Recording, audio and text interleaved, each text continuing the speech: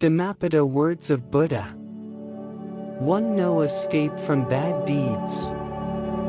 Mind precedes thoughts, mind is their chief. Their quality is made by mind.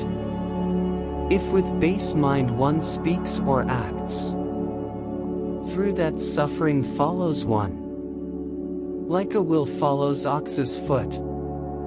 2. The reward of good deeds. Mind precedes thoughts, mind is their chief. Their quality is made by mind.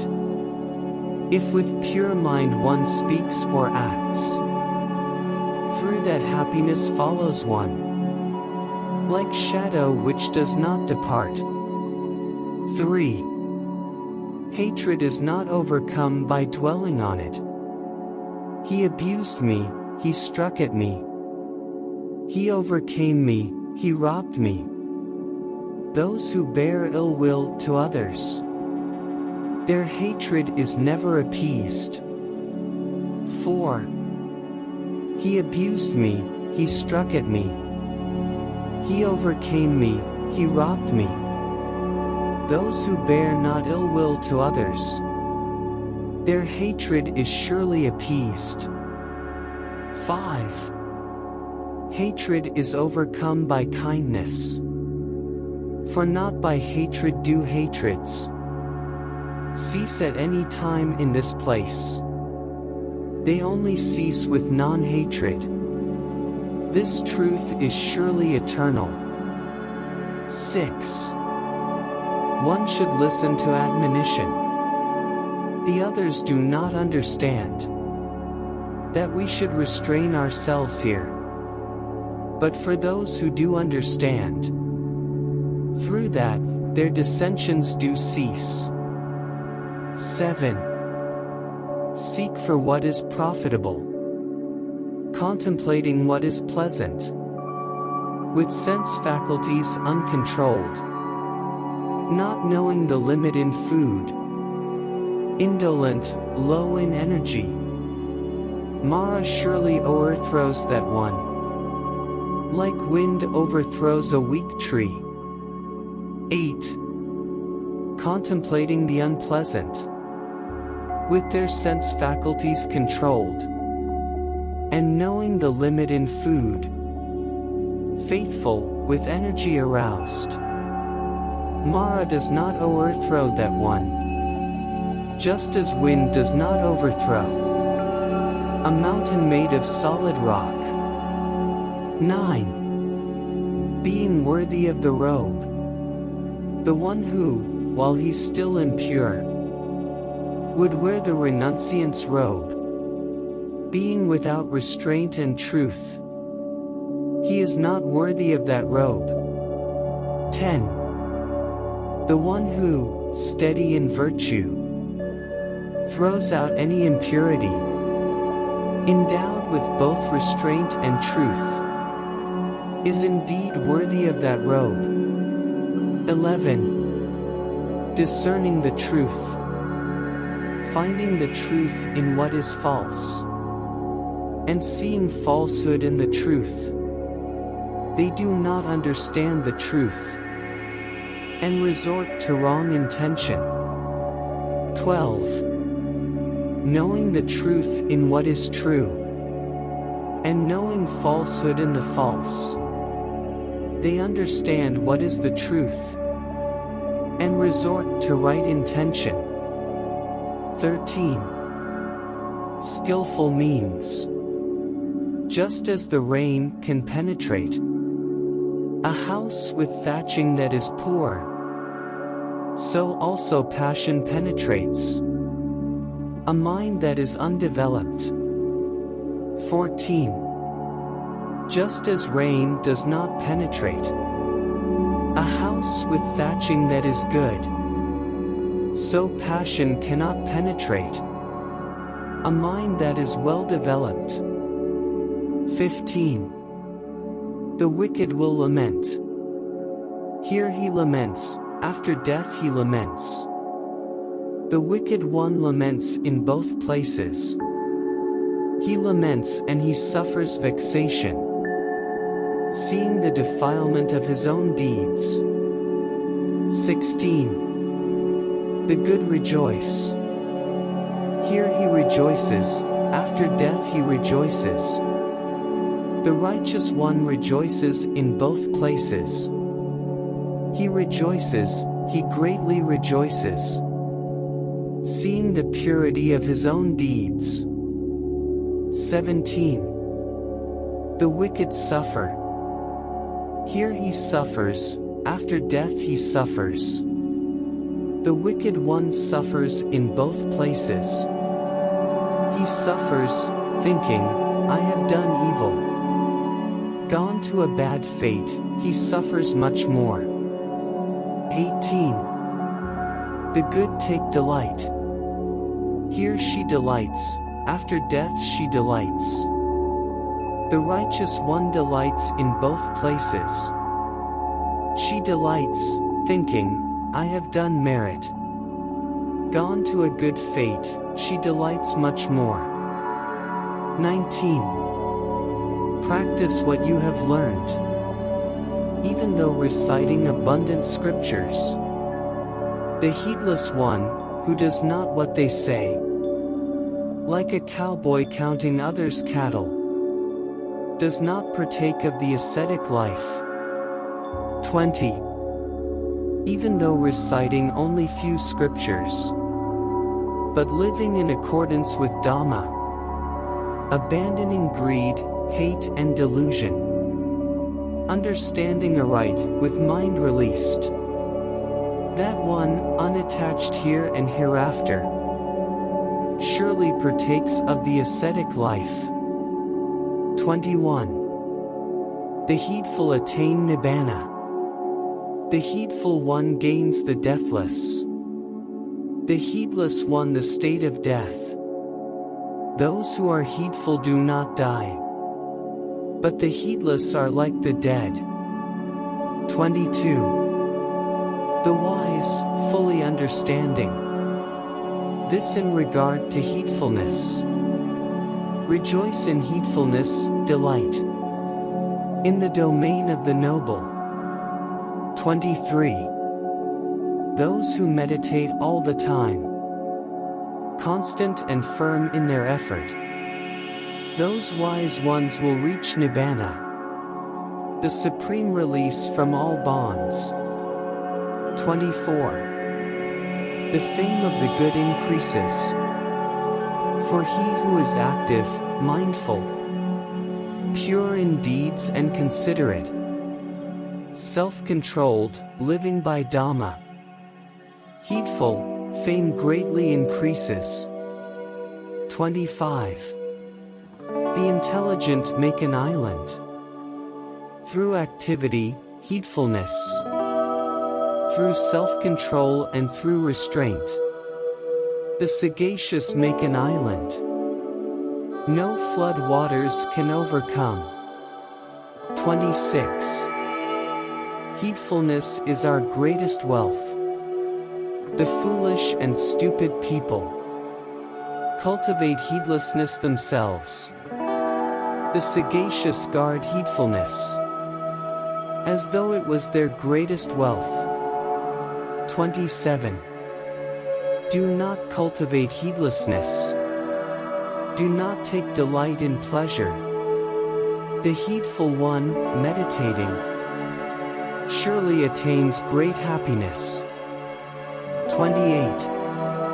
The heedful stand on heights. When the wise one eliminates heedlessness with his heedfulness, and mounts the palace of wisdom, griefless, he looks on grieving people. The wise one, like one standing on a mountain, looks down on the fools who are standing on the plains. 29. The heedful speed ahead. Heedful amongst the heedless ones, wakeful amongst the ones who sleep. Like a swift horse who abandons a weak horse, the wise one moves on. 30. Heedfulness is praised. Through heedfulness did Magava attain leadership of the gods. The good always praise heedfulness, but heedlessness is always blamed. 31. Heedfulness consumes the fetters, a monastic delighting in heedfulness, seeing danger in heedlessness, advances like fire against the fetter, small or large.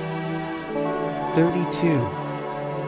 The heedful are close to Nibbana, a monastic who delights in heedfulness, seeing danger in heedlessness, does not fall away. He is well nigh to Nibbana. 33. The wise steady their mind. An agitated and unsteady mind, difficult to guard, difficult to ward. The sagacious one will make straight, as a fletcher does his arrow. 34. Like a fish thrown up on dry land, pulled out from its watery home. Mind is agitated, one ought to throw off the sway of Mara. 35. The mind should be restrained. For the mind that is difficult to subdue, flighty, and flitting, where'er it will, restraint is good. A restrained mind brings happiness. 36. The mind should be well guarded, hard to see and very subtle, and flitting wherever it will. The sage should surely guard the mind. A guarded mind brings happiness. 37. Controlling the mind leads to escape. Those who will restrain the mind that roams far away, and is lonesome, without a body and hidden, escape from the bonds of Mara. 38. Develop a mind free from perplexity. For the one with unsettled mind, who does not know the true Dhamma, whose confidence is wavering, wisdom is surely unfulfilled. 39. For the one with mind free of lust, for the one with mind unperplexed, there is no fear for those awake, abandoning merit and demerit. 40. Understanding and wisdom overcome Mara. Knowing that this body is like a jar, establishing the mind like a fortress. Fight Mara with the weapon of wisdom. Guard your success, and do not be attached. 41. The body is impermanent. Before long has passed by, alas, this body will lie on the ground, rejected, without consciousness, just like a useless piece of wood. 42. The dangers of a badly directed mind. Whatever an aggressor might do to an aggressor, or an enemy to an enemy, a mind that's badly directed can do far worse than that to him. 43. The benefits of a well-directed mind. Mother and father might not do for him, or other relatives, as much good as a mind that is well-directed can do for him. 44. Reflection must be directed to what is important. Who will know this earth and the lower realm, together with the gods? Who will try to reflect on the well-taught verse of Dhamma, as a good man reflects on a flower? 45.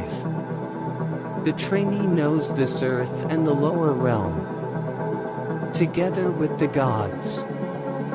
The trainee will reflect on the well-taught verse of Dhamma, as a good man reflects on a flower. 46. Go beyond death by reflecting on the body, knowing that this body is just like froth. Understanding it is like a mirage, cutting off Mara's flower-tipped arrows. One should go beyond the king of death's sight. 47. Death carries off one attached to sense pleasures.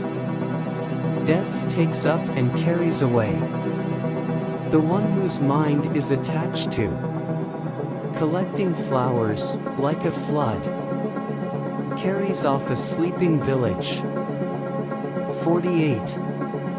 Death carries off one attached to sense pleasures. The end maker takes control of the one whose mind is attached to collecting flowers, even though he is unsated with pleasures. 49. The sage should take only what he needs and depart, just as a bee, without hurting the flower, its color or scent, gathers its nectar and escapes. So should the seer roam in village. 50. Looking to one's own deeds, not the wrong of others, or what others have done or have not done. One should consider, but what has been done and not done by oneself.